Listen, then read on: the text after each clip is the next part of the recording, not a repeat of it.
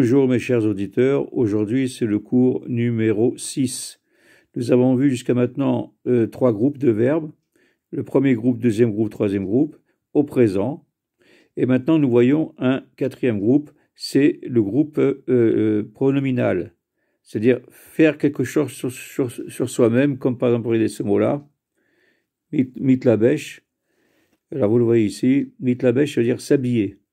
Qu'est-ce qui change par rapport aux autres choses? Voilà, la racine c'est la vesh, la med, bet, shin, qui veut dire habillé. Et là on ajoute mi, sous le tav, un cheval, mit, et après vous avez la bêche. A-e, mit, a-e. Ça, c'est-à-dire, pour un garçon, ani mit la bêche, c'est-à-dire je m'habille tout seul. Mit la bêchette, ça veut dire, pour une femme, je m'habille. Pour plusieurs personnes, ils diront mitlapshim pour des garçons, au pluriel, et mitlapshot, c'est s'habiller pour des femmes. Donc vous voyez, c'est, quand vous voyez le mot mit devant une racine comme la bêche, ça veut dire faire la chose sur soi-même. Des fois, vous allez voir que c'est pas toujours évident de trouver, un rapport avec la racine et le pronominal. Par exemple, un exemple, un mitpalel, je prie. On voit pas tellement bien du premier coup la différence avec palel, qui est la racine, et mitpalel. Donc des fois ça marche et des fois ça marche pas. Un exemple, ani mit rachetz, je me lave. Il y a bien mit et rachetz, ça veut dire laver. Donc ça va des fois et des fois c'est pas toujours évident. Donc ça c'est un verbe du quatrième groupe. Et il est pas toujours très nombreux dans les prières et dans l'étude de la Torah. On voit moins ce verbe du quatrième groupe, mais en hébreu moderne, on l'utilise beaucoup. Alors, je vais vous trouver un autre exemple aussi, mais toujours, je vous dis, lorsque dans une racine, vous voyez un e, un ayin, un chet, aleph, en général, il y a quelques nikoudot, c'est-à-dire quelques voyelles qui vont changer. Alors, un exemple, ici. Alors, attendez. Mitnael. Mitnael. Attendez. Mitnael. Mitlabesh, on l'a vu. Alors, Mitnael, c'est ici. Mitnael. Voilà. Mitnael. Voilà. Mitnael, vous voyez ici ce mot-là. Mitnael. Le voilà. Alors, Mitnael, ça veut dire cheminer, se conduire. Mitnael.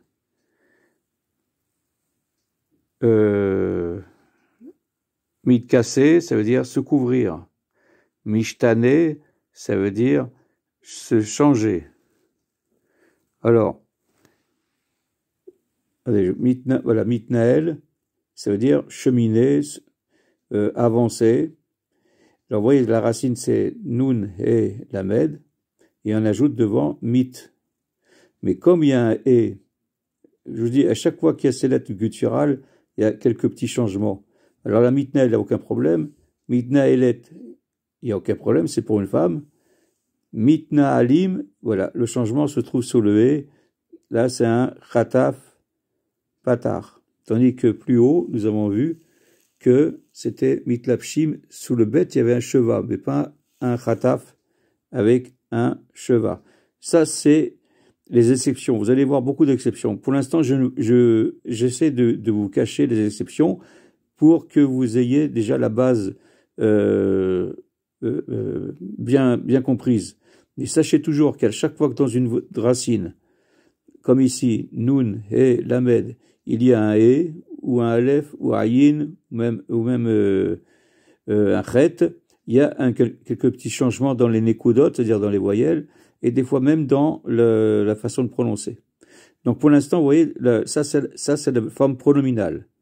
Hein, par exemple, on a vu mitlabesh, habillé, mitrachetz, Voilà, ici j'ai un dictionnaire que j'ai à côté de moi et je vais vous montrer dans ce dictionnaire les formes qui sont pronominales. Je vais vous les montrer maintenant. Alors attendez. Ici. Alors. Mitracel. Mitracel. La racine c'est racel. Racel ça veut dire la fin, liquidation. Chisoul, lorsque des terroristes on dit chisoul, élimination. Mitracel, ça veut dire en voie de liquidation. Voilà la traduction. Mitracel. Vous voyez donc toujours la même chose. Mitracel. Ici, il n'y a pas de différence à cause du chet, il n'y a pas une grande différence. Je vais vous montrer encore quelques exemples de verbes du pronominal. Regardez ici, par exemple, ça c'est un mot que vous devez savoir, à mon avis. Mitnadev, le mot mitnadev, vous voyez, mitnadev, voilà, mitnaged. Mitnaged, ça veut dire s'opposer. Vous voyez ici le mot mitnaged, ça veut dire s'opposer. C'est du mot neged. Neged en hébreu, ça veut dire contre. Negdi, contre moi, negdo, contre lui. Mitnaged, ça veut dire s'opposer à quelqu'un. Vous voyez, il y a le mot, en français, on le voit, s'opposer, se mettre contre quelqu'un. Alors, à part mitnaged, je vais vous montrer encore un autre mot que vous connaissez aussi, c'est mitnadev. Ça, vous l'entendez dans les synagogues, quand quelqu'un s'offre à offrir de l'argent pour le temple ou pour quelque chose de la synagogue, il dira mitnadev. Nadev, en hébreu, ça veut dire un donateur. Mitnadev, il prend sur lui de donner. Vous voyez, mitnadev. Pour une femme, on dira mitnadevet. Mitnadevet. Pour des garçons, au pluriel, on dira mitnadvim. Et pour des femmes, au pluriel, on dira mitnadvot. Vous voyez? Donc toujours, qu'est-ce qui fait la forme du pronominal? C'est de mettre mi, un tav souligné par un cheval, et après de mettre la racine. Mitnadev. Je vais vous montrer encore un autre cas. Ici, mitnazer. Mitnazer, ça veut dire, c'est du mot nazir. Attendez là. Mitnazer. Voilà, ça va pas bien. Voilà, mitnazer. Voilà, mitnazer, ça veut dire la traduction ascète, quelqu'un qui est ascète. C'est du mot nazer. Mitnazer, c'est-à-dire nazir en hébreu, c'est quelqu'un qui se fait pousser les cheveux, qui boit pas de vin. Nazir, c'est du mot se mettre à l'écart. Mitnazer, c'est quelqu'un, un ascète, donc c'est quelqu'un qui se prive de beaucoup de choses. Un ascète. Mitnazer. Donc vous voyez toujours mit et nazer, ça c'est la racine. Mitnazer. Vous voyez un autre mot encore, mitnakesh. Mitnakesh, ça veut dire agresseur. Donc, vous voyez, il y a des verbes du pronominal qui deviennent des noms. Comme par exemple mitnakesh, c'est-à-dire agresseur. Je vais vous montrer encore. Alors, mitamel, ça veut dire se fatiguer dans la gymnastique. Mitamel.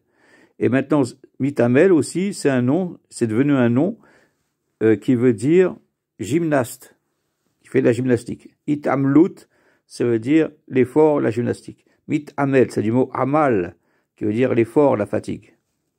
Je vais vous montrer encore un autre mot. Mitpatear. Mitpatear, ça veut dire se développer.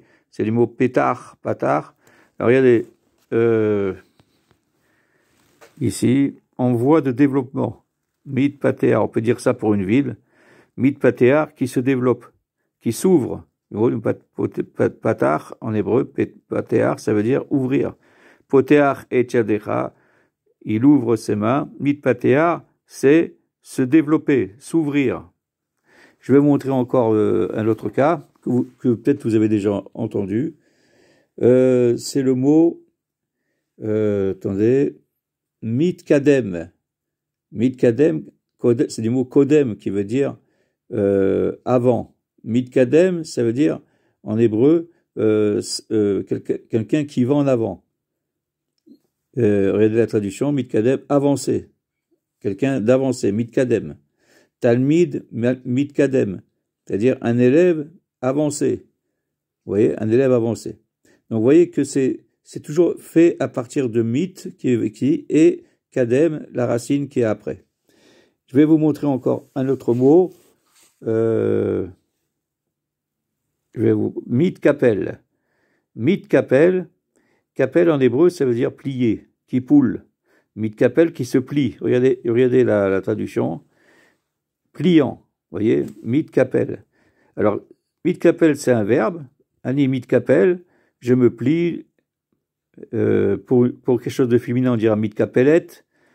Pour au pluriel mitkaplim et mitkatplot. Alors, c'est devenu un adjectif. Mitkapel, on dirait un siège pliant.